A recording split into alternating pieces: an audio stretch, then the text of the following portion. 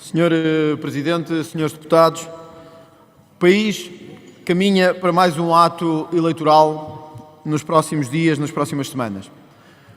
Temos hoje a certeza de uma coisa: houve um único responsável por esta crise política, houve um único responsável por esta crise eleitoral.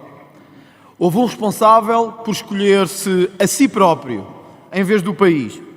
Esse responsável que preferiu atirar o país para o conflito político e para a instabilidade chama-se Luís Montenegro, é Primeiro-Ministro de Portugal e deve ser responsabilizado pelo cenário que criou em Portugal. Porém, como em todas as eleições, convém perceber onde chegamos, por que chegamos e para onde vamos a partir de agora. Portugal tem hoje o mais difícil acesso à habitação da OCDE. Quer dizer, para alguns, porque outros compram casas como se fosse mel da feira, ou palácios, ou casas mais caras, com toda a capacidade de o fazer, enquanto o português comum não consegue pagar absolutamente nada. É verdade, Portugal tem hoje do mais difícil para adquirir casa em toda a OCDE, excepto para alguns que conseguem adquirir casas atrás de casas, sem nunca conseguir explicar como. Como disse um dia o Tribunal da Relação de Lisboa, quem cabritos dá e cabras não tem, de algum lado lhe vem. Cedo ou tarde saberemos de onde lhe vem. Mas o país também assistiu a um aumento brutal e significativo de criminalidade nos últimos tempos. Era importante que o Sr. Primeiro-Ministro atendesse a isto. Santarém, mais 33% de criminalidade grave e violenta. Castelo Branco, mais 30% de criminalidade grave e violenta. Leiria, mais 28% de criminalidade grave e violenta. O país afunda em bandidagem de norte a sul, capaz de entrar pelas nossas fronteiras, de destruir todo o tecido social e de ameaçar os nossos cidadãos. O que é que fizemos? Endurecemos as leis? Não.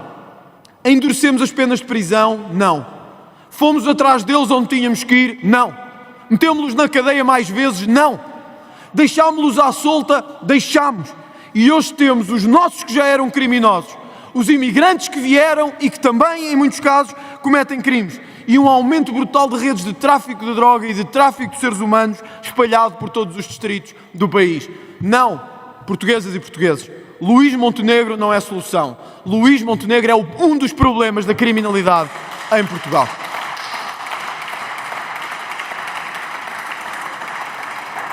O desespero, porém, não se deixou de fazer sentir. E ontem o Governo veio falar de imigração, finalmente. A 40 dias da campanha eleitoral cessar e de termos a chamada às urnas, o Governo percebeu o que o Chega anda a dizer há 6 anos. Temos imigrantes a mais. O Governo percebeu o que o Chega anda a dizer há 5 anos ou 6. Que os imigrantes têm que ser controlados e as fronteiras têm que ser controladas. Mas nem no dia da propaganda o Governo conseguiu fazer o que devia em matéria de imigração. Pois à medida que diz que Portugal se torna, palavras de Leitão Amaro, um dos países da Europa com maior percentagem de imigrantes, palavras de André Ventura em 2020, Portugal vai se tornar um dos países da Europa com maior percentagem de imigrantes. Mas mesmo nesse dia, o Governo anuncia uma via verde para a imigração, de que em 20 dias conseguirão um título de residência. Senhor Primeiro-Ministro, o Sr. Primeiro-Ministro tem que se entender. Ou quer um país controlado na imigração, capaz de pôr fim aos fluxos de imigração, ou quer um país de máfias, de clandestinidade e de bandalheira, que é o que já existe em grande parte dos distritos deste país. É isso que tem que compreender. Hoje, porém, assistimos ao último número deste ilusionismo. Um Governo que fingiu estar num Conselho de Ministros para ir fazer propaganda para o mercado do bolhão. Hoje mesmo, nesta ação de propaganda disfarçada de Conselho de Ministros, Luís Montenegro disse que executou 1/3 das medidas de todo o programa de Governo. 1/3 de todas as medidas. Fomos ver qual era o 1/3 destas medidas. Terá sido na descida de IRC em 2%? Não, certamente que não. Terá sido no controle da imigração? Também não terá sido. Terá sido no campo de combate à corrupção que iam fazer e no plano que iam apresentar? Certamente que também não. Terá sido na tal modernização administrativa que iam fazer? Também certamente que não. Terá sido na carga fiscal? Os dados chegaram ontem e são muito claros sobre o que aconteceu em Portugal no último ano. A carga fiscal em Portugal atingiu 35,7% do PIB. Meus senhores, podem falar em coligações negativas o que quiserem.